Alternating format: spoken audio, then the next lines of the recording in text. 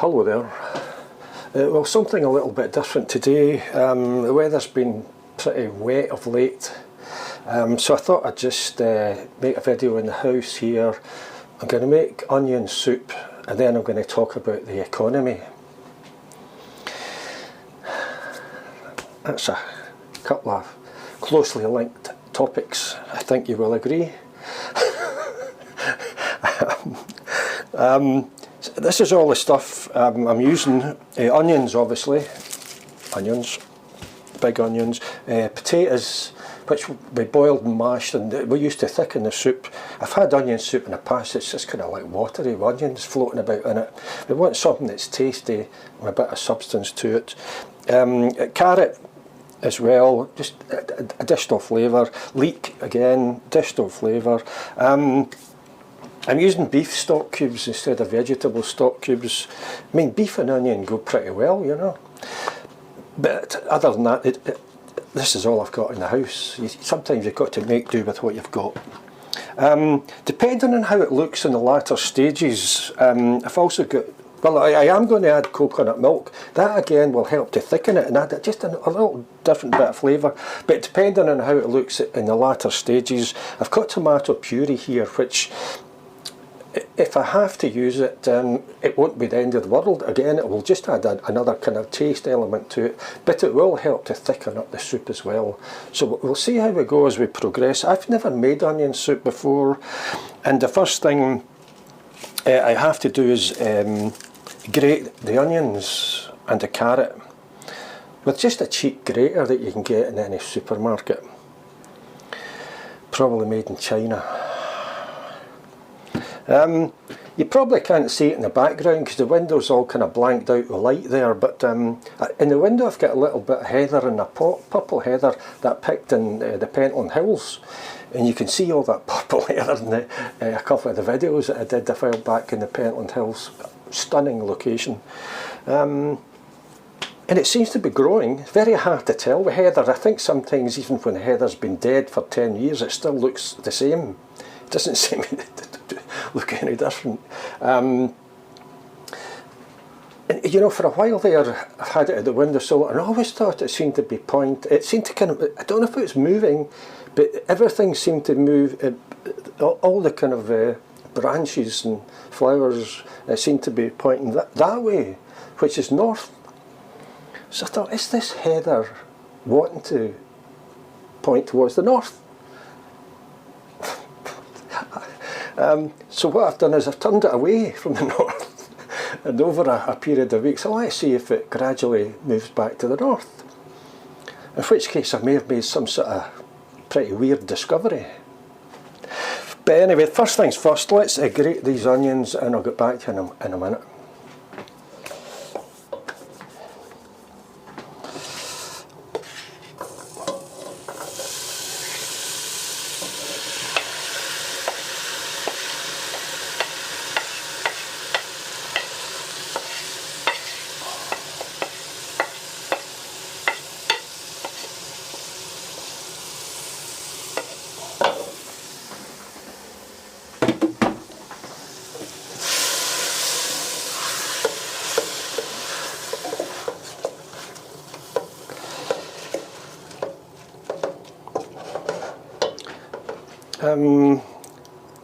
Right, so that's the onions in the big pot, the soup pot.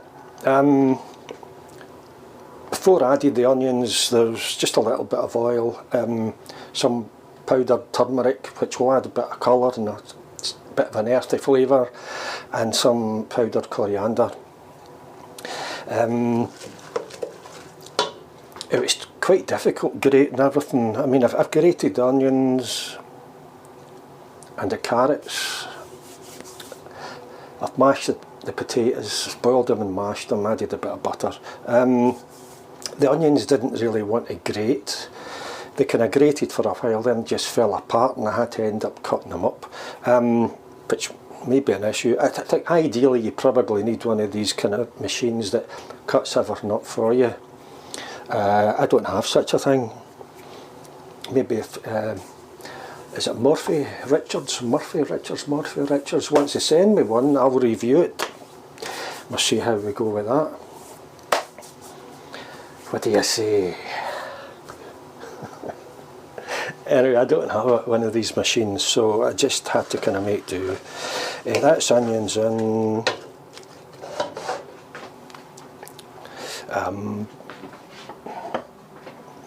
I've cut, the leek's been cut up into small bits, as has the garlic. I'll add that as well.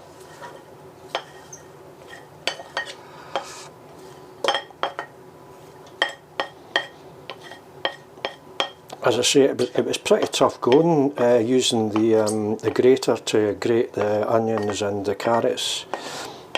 It may well be the case that I'm not going to be able to use my arms for a couple of days. I'm knackered. Right, grated carrots go in now.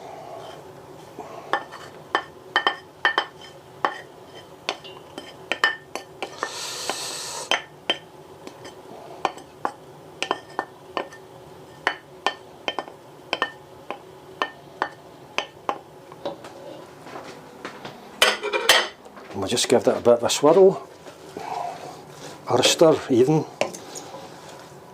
Choice is yours, you can swirl it or stir it.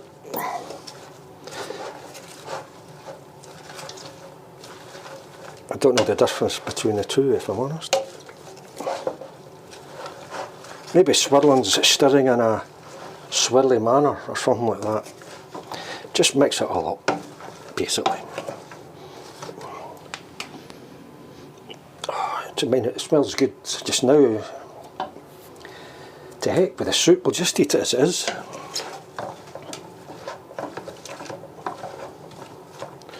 And it's certainly very colourful. Orange and red and green, lovely. Right, what do we do now? Let's add all the dry stuff first so that it doesn't splash too much. I'll end up with potatoes in the lens of my camera or something.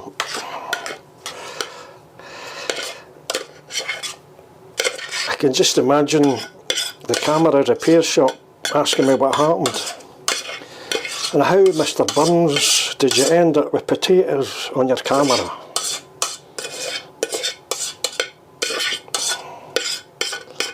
Well, it was like this. There was onions. Security.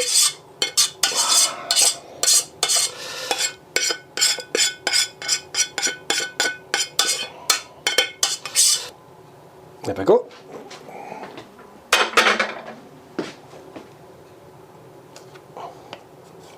Right, I may have made too many potatoes. The pot's almost full. Because obviously we have to add liquid to this.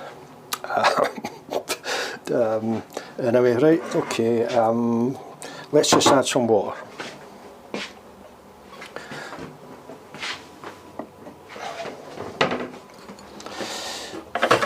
Get out of the way, pot.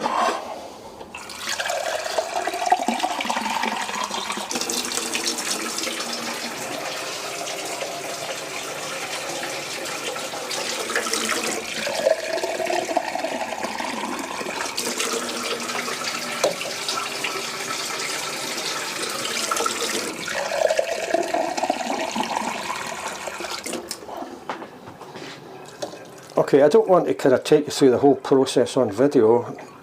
I think the amount of water that we add here is kind of crucial.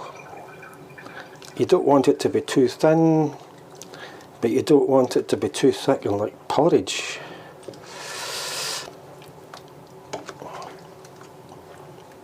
Now I am going to add the coconut milk.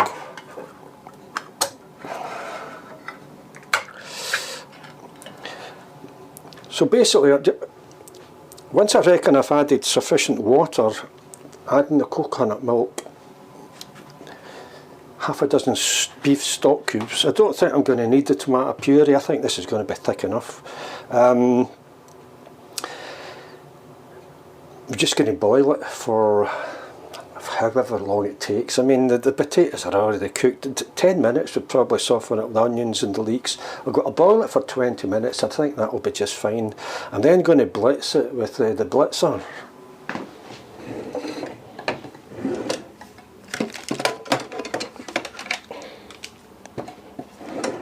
And you can pick these up in the supermarket fairly cheaply. But this is a bit of kit that scares the pants off me, because you've essentially got very sharp blades whirling around at a great speed within this plastic bit here. And if something was to break, I think that's why it scares me. But anyway, once everything's boiled for 20 minutes, I'll then blitz it. We'll add salt to taste. I've already added some pepper to the potatoes. It'll probably need quite a bit of salt for flavour. And have a bit of a taste, see how it is. You might need to add more salt or whatever, and we'll see how we go. And at the end of it all, we'll have a bowl of soup, with any luck.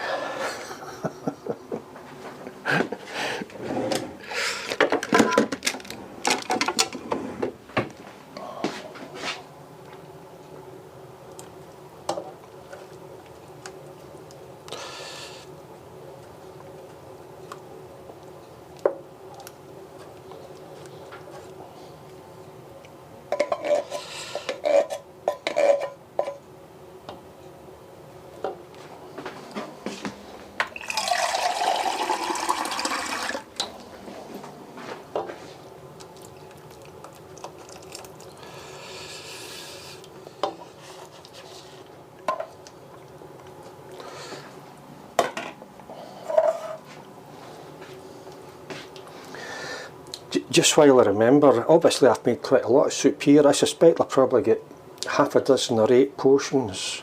So some of it's going to have, well, most of it's going to have to get stored in some way. I use a variety of containers. Everything from empty cookie containers, is that cookies? Brownie containers. Ice cream containers. Stuff from the supermarket, you might get a ready meal in. It could be, these can all be reused stuff. When you get a Chinese meal, don't throw out all this plastic, it can be used. And I'll kind of divvy the soup up into bowl-sized portions, most of which will just get stuck in the fridge. I may freeze 2 or 3 portions as well. It's easily frozen. Just make sure it's not too hot when you put it in the freezer, or you'll defrost your freezer.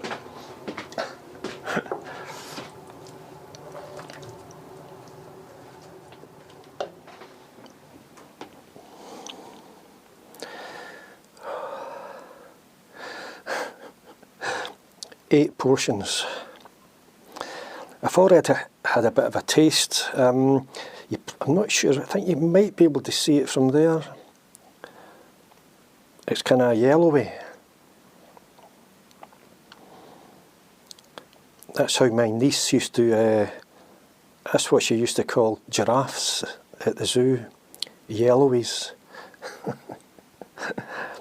A good a name as any. Yeah, it's not tasting sort of outstanding, if I'm honest. It tastes of kind of carrot with a bit of kind of aftertaste of onion. It's not onion soup. Sorry to have disappointed you. I thought I was making onion soup, but sometimes when you're kind of throwing stuff together, you're never that sure how it's going to turn out. But at the end of the day, I've got 8 portions that are soup. And, you know, it's not going to go in the bin or anything. It's not bad, and like a lot of soups, it will improve as the days go by.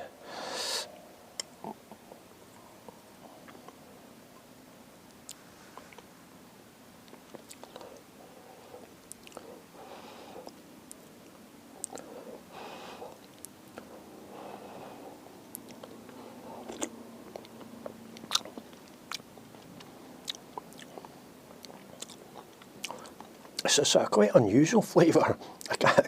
If no one told me what was in it, I would think, what's going on there? But you know, like a lot of homemade soups, it's going to grow on me.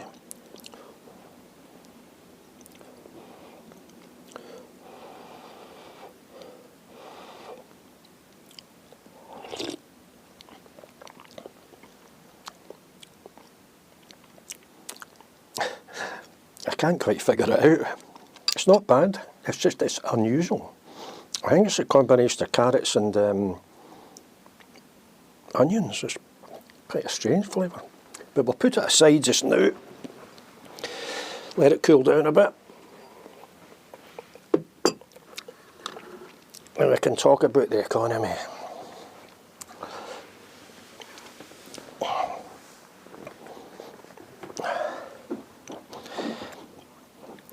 I mean, these days I'm beginning to feel my age a bit, not in a hugely drastic way, but I am beginning to sort of feel my age, whether it's the way in which society responds to me or interacts with me, or I'm at the stage in life when I reckon the whole world has gone absolutely bonkers. And I think when you get to that stage of thinking, it generally means you're a pretty old person. Of course, it may well be the case that the whole world has gone bonkers. And I suspect there's a certain element of truth in that.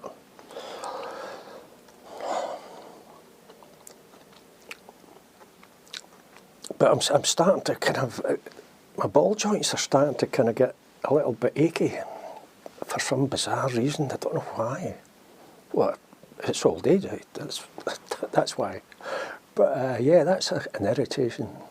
And also I've discovered the first, well, it's not an illness, it's a condition, you might say, that affects a lot of people. It's not the end of the world, but for me it's the first real old age condition. And it kind of upset me a little bit, to be honest. I thought, here we go. It's downhill all the way. Check the internet. It's called diastasis recti. It's self-diagnosed from the internet. I'm not going to see a doctor. I was lying on my bed the other morning, just before getting up. I had my hand on my stomach, and I went to get up out of bed, and suddenly there was this bulge in my stomach. I thought, what the heck is that? I've not noticed that before. What is it? And apparently, as I say, diastasis recti, it's just when the stomach muscles, you've got a line down the middle between the pairs of muscles, and they must kind of part or something. And instead of just kind of getting tight when you strain them, they start they bulge. It's not a hernia, it's different from a hernia. But I thought, oh, for God's sake, what's going on now? I've got a condition. It's pointless seeing the doctor, you know. You can read a lot about these things on the internet. You can figure out whether you should see a doctor, at what stage you should see a doctor if it's needed. And it's not required. A lot of people get this. It's just a lot of pregnant women apparently get it, or women after pregnancy. God save us. But as far as the world going bonkers is concerned, you know, I was in a cafe in Edinburgh a couple of weeks ago. It's a really good soup cafe. I think it might be called Union of Genius, in fact. Excellent. Their soup is just outstanding. But rather than what I was using there, which was a metal soup spoon, which is good, you know, you can do metal soups when it's flat. It allows the soup to cool down a little bit more before it reaches your mouth. But no, they had wooden soup spoons, and they were very small. The amount that was in each of these in the bowl was just not very much. I looked at it and I thought, oh God, it's going to take me a long time to eat my soup with this. But I think they must make these wooden soup spoons they must start off with a flat shaped bit of wood, and then maybe they shape it in some kind of steam equipment or something. I don't know how to do it. Imagine that's probably how it happens. But anyway, I had this wooden soup spoon in my soup for maybe too long, because I was stirring it trying to cool the soup down. It was too hot to eat. And I removed the spoon from the bowl of soup, and it had become flat. It had reverted to a flat bit of wood. And I thought, how am I going to eat my soup with this? It's going to take me about 5 hours to get through this bowl. But thankfully I said to the guy, and I ended up with a proper metal soup spoon. And I think that's what I mean by the world gone bonkers. It probably saves them having to do washing up. They probably import them. I can't even imagine that they're made in this country. They're probably made in some far-flung land. China, for example. Imported crap, if you'll forgive the expression.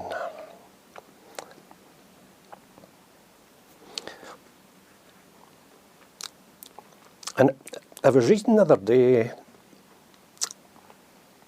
I recently did a video about, it was called Ardeer, place at beside Saltcoats.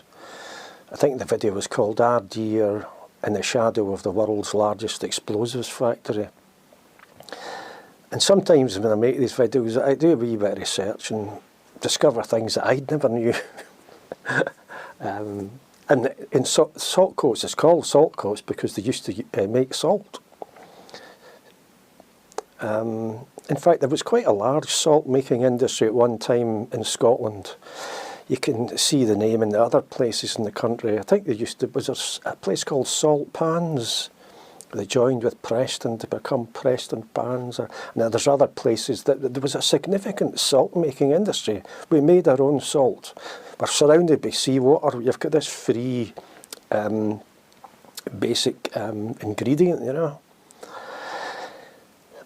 But then I read somewhere that the government increased the amount of tax on this salt to the extent where it no longer became viable for us to make the salt ourselves, and it was cheaper to import salt. And that is really the crux of where I'm sort of going with this kind of little chat about the economy. I have a very simplistic view of how things work with governments and everything else in life. Most of the time I just haven't got a clue about anything. But you thought, well, surely it is the role of governments to protect the population in any number of ways, whether that's in defence or the protection of industry, jobs and employment. Because when people are working, they have money to spend, they're buying things. The economy just kind of, it's there as a result of us making things. And when the government raised the tax on the salt that we made to the stage where it was no longer viable and cheaper to import salt, that was surely a grave error by the government. The government on that occasion let the country down. And you can see a similar scenario in almost everything that we use in our daily lives now. An awful lot of what we use from day to day is made in China. Even clothing. Marks and Spencer's, for example, that once great British emporium gets some of its clothing made in India. You know, to hang with the fact that we once had a magnificent textile industry in the borders in other areas of Scotland, which has now been destroyed because it's we're getting stuff from the likes of India. I think, as I've already said, it's the role of government to protect the population and protect industry. And in my simplistic opinion, in any number of industrial areas, the government should have, well, not just industry, but in any number of manufactured things, the government should have placed unrealistically high import taxes or duties on stuff coming into the country where we could make that stuff ourselves. And that would once have been the case, where we were making certain things like the salt, but no, it's become cheaper to get it from abroad. The government should have protected so many industries by, as I say, putting an absolutely massive levy on imported goods, so that it was no longer practical for foreign companies to import goods where we would make them ourselves. We're now at the stage where these things that we could once made, we've forgotten how to do it. We no longer make things, and there's just far too much stuff getting imported from foreign countries like China. I mean, what is the point in getting stuff from abroad that's cheaper, and we're all sitting about in the house in a kind of vaguely unemployed manner with all this cheap crap, and I'm using that word again deliberately. When we should be making the stuff ourselves, we should be working and having money to spend and allowing the economy to grow. The UK government, Westminster, has failed, not just Scotland. They have failed the whole of the UK. And it does at times seem like politicians are just more interested in somehow lining their own back pockets than they are looking after the people they're supposed to look after, the population. It annoys the heck out of me, you know.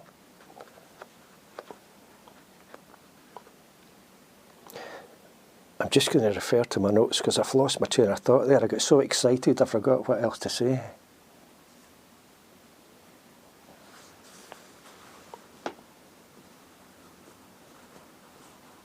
I mean, that's basically it. Not that I'm suggesting any kind of major uprising or anything in a Trumpian manner. I mean, Trump, that's a man that it needs to be in jail, big time. But I think on the television the other day, the leader of China who's visiting Russia, I don't know whether he said this or whether, I think maybe some learned university person reckoned that this is what China thinks of the West, and but they perhaps reckon that the West is now in some sort of terminal decline. And that's, I think, probably right. It's because we're getting most of our stuff from China and other countries. We should be making more things in this country. Any number of industries, our coal industry was destroyed because it's cheaper to import from abroad. Our iron and steel making industry is knackered because we're getting cheap stuff from abroad. I mean, Margaret Thatcher, you know, I don't actually hate Margaret Thatcher because I think the woman was doing what she thought was right. But by God, the woman has destroyed the UK. We're all sitting about, there's not enough money for anything. The NHS is struggling for money. Every single walk of society doesn't have enough money, and it's because we're not making things and allowing our economy to grow.